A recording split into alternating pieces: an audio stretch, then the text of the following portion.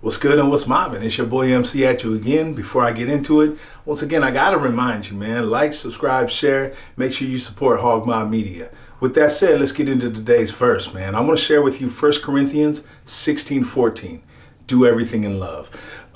King James Version translates love with charity, one and the same. We know that the church is about love. Christ is about love, and our lives are supposed to reflect that. As we approach Valentine's Day, often we get caught up in the ceremonial, the religious side of it, even the consumer side of it. So, there's no Valentine's Day in the Bible. And I don't say that to be, Ebenezer Scrooge, whatever you want to call it.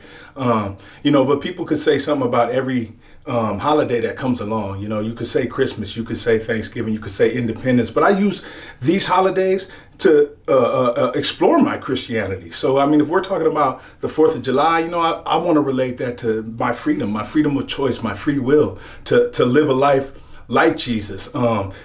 Christmas, same thing. And I apply my Christian values to it and apply it to today's culture. But in terms of Valentine's, I just want to remind you guys, don't let it get you out your character. In a multitude of ways, it'll set you up to feel that you have to do something more than you should, especially if you're not in a marriage where you might cross that bound and commit a sin against your own body. You know what I mean?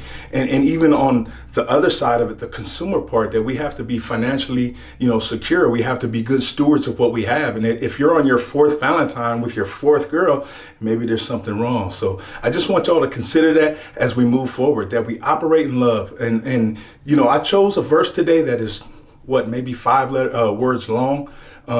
But one of the hardest things to do everything in love. So I encourage you to step out in faith every day, not just on Valentine's Day, and live your life in love according to the gospel. God bless y'all. Keep it mobbing.